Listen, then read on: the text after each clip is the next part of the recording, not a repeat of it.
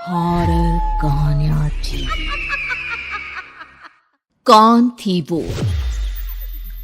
मैं 8 महीने की प्रेग्नेंट थी और अपनी डिलीवरी के लिए अपने मायके गई थी।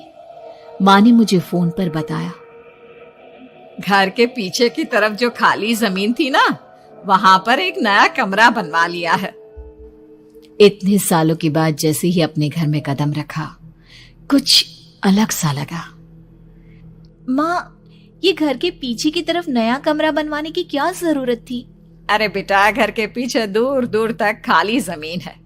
तेरे पापा को कई दिनों से लग रहा था कि यहाँ पर एक कमरा बनवा लेंगे तो ताजा हवा मिल जाया करेगी।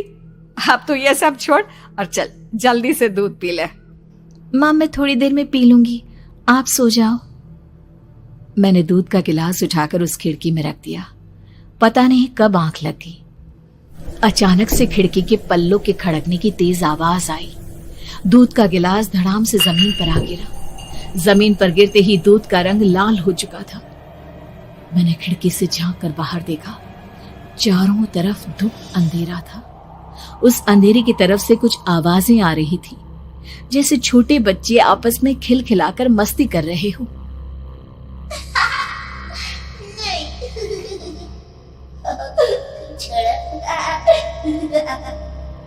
इतनी रात को इतने घनघोर अंधेरे में बच्चों की आवाज कैसे आ रही है?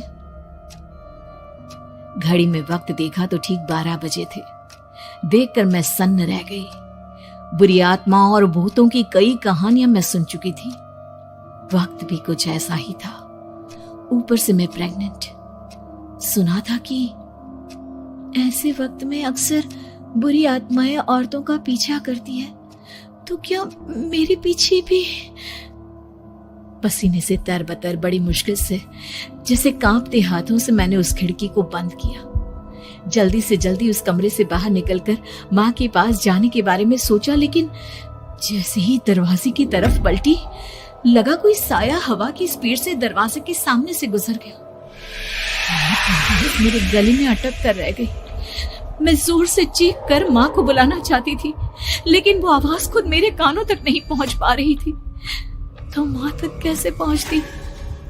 खिड़की के पल्ले एक बार फिर तेज हवा के झोंके से धड़ाम करके खुल गया और पूरी ताकत से मैं चीख पड़ी। जानती थी मेरी चीख की आवाज सुनकर कुछ ही सेकंड में माँ वहां पहुंच जाएगी, लेकिन ऐसा कुछ हुआ ही नहीं। मेरा कलेजा डर के मारे फटा जा रहा था। आखिर माँ ने मेरी आवाज क्यों नहीं सुनी? इतनी गहरी नींद में तो माँ कभी नहीं सोती। ठीक पीछे खुली हुई वो खिड़की। मुझ में इतनी ताकत नहीं बची थी कि मैं पलटकर उस तरफ देख भी सकूं।